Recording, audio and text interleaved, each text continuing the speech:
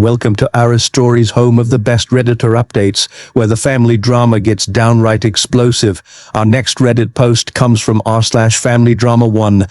My parents have 3 kids, Maya, a 29-year-old, a family with 3 children. We have Maya, the responsible oldest daughter. Then there's our narrator, let's call him David, the forgotten middle child. And finally there's Sarah, the youngest sister who's been treated like royalty her entire life. Why the royal treatment for Sarah?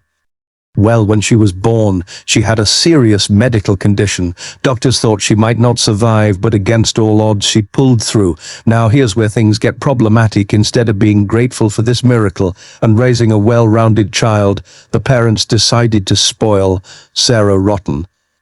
This created a toxic family dynamic that would haunt them for decades. Maya, the eldest, became the scapegoat. Every mistake was her fault. Every achievement was downplayed. Meanwhile, Sarah, she could do no wrong. If Maya got a dollhouse, Sarah got a bigger one. If Maya won an academic award, the parents would say good job and move on. But if Sarah got a participation trophy, party time, David, our storyteller, was stuck in the middle, watching this unfairness play out day after day. He got hand-me-downs while Sarah got brand new everything. But the real victim here was Maya, who was walking on eggshells, constantly trying to please parents who had already decided their youngest was their favorite. The competition between the sisters was manufactured by the parents themselves, whether they realized it or not. If Maya showed interest in music, suddenly Sarah needed to be in music too. If Maya mentioned having a crush, Sarah would swoop in and steal that person's attention.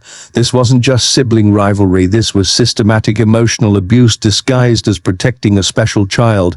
High school brought new levels of cruelty. When Maya confided she had feelings for someone, what did Sarah do?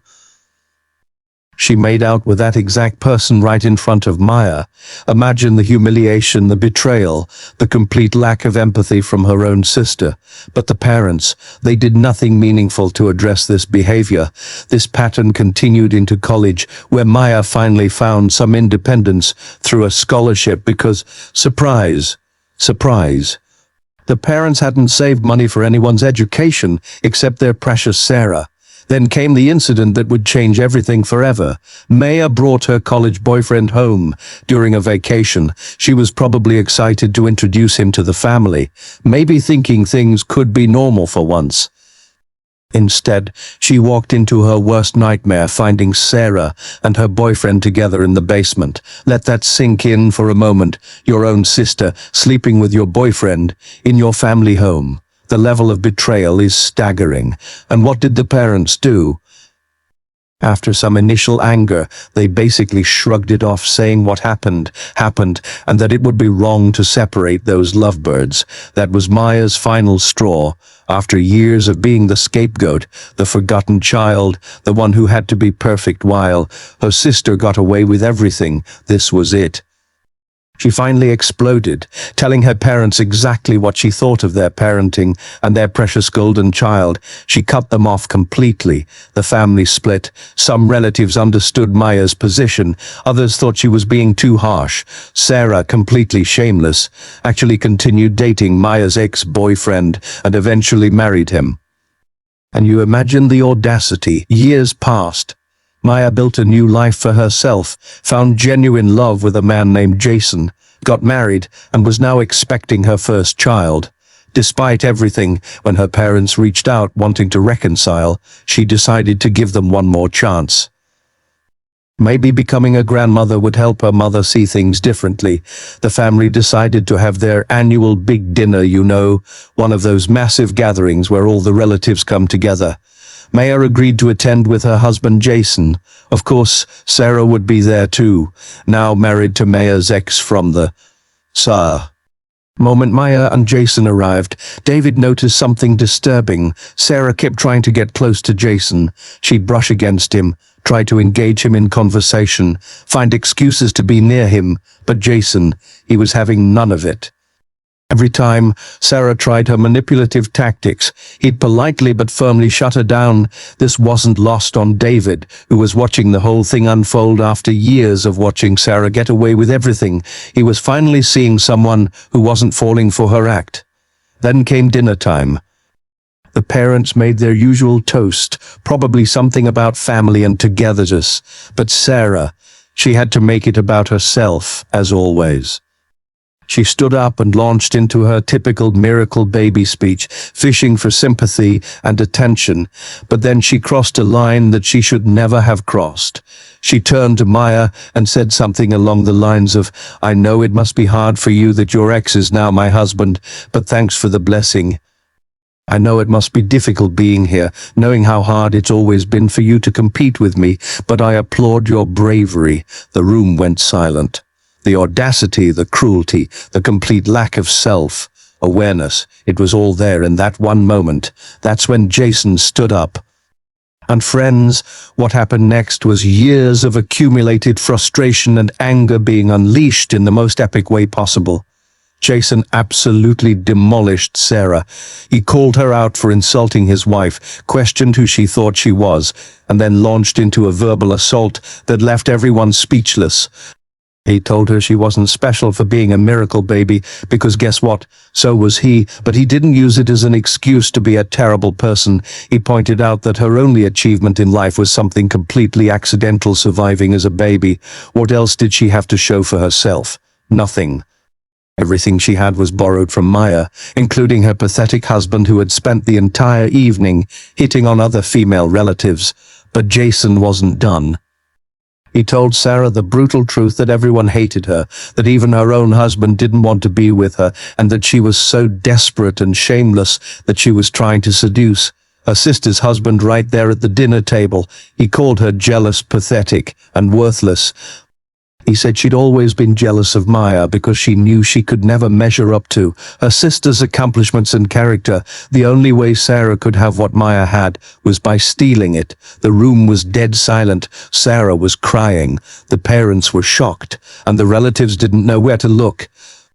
When the parents asked Maya if she was going to do something about her husband's behavior, Maya simply said no and left with Jason. David, he was quietly laughing behind his wine glass, and when his mother called him out for it, asking how he could laugh at his sister's misery, he didn't care.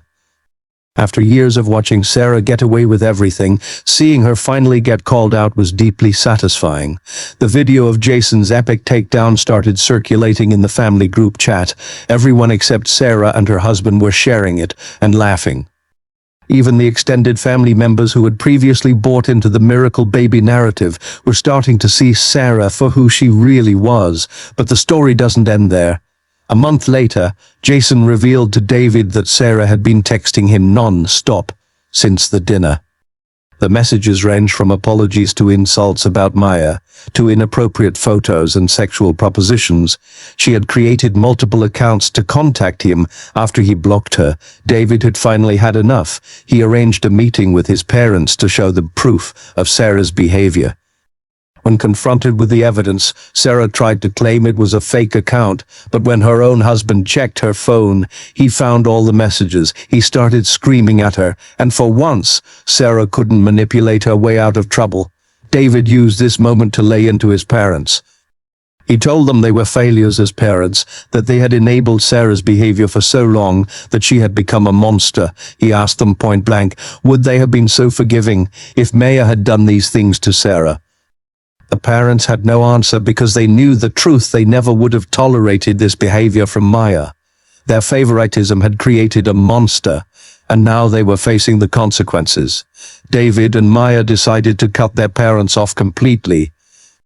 They told them to rely on their precious golden child, Sarah, for support in their old age, since they had invested everything in her at the expense of their other children. Their mother started crying, saying it wasn't fair that the whole family was shunning them, but David asked the perfect question, whose fault is that? Their father looked defeated. Other family members had clearly been giving them grief too, threatening to cut them off over Sarah's behavior.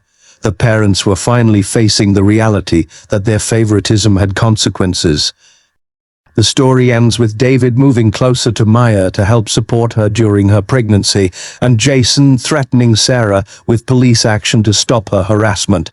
Sarah's marriage was in shambles, the family was divided, and the parents were isolated. But here's the thing, sometimes the truth is uncomfortable. Sometimes holding people accountable feels mean, but enabling toxic behavior isn't kindness, it's cowardice. Jason stood up for his wife when no one else would, and sometimes that's exactly what's needed. The parents learned too late that protecting one child at the expense of others doesn't create a stronger family, it destroys it. Their miracle baby turned into a nightmare that cost them everything. And that, friends, is why we should treat all our children with equal love, set appropriate boundaries, and never let one person's struggles become an excuse to harm others. What do you think? Did Jason go too far? Or was this exactly what Sarah needed to hear? Let me know in the comments below, and don't forget to subscribe for more family drama stories that'll make you grateful for your own relatives.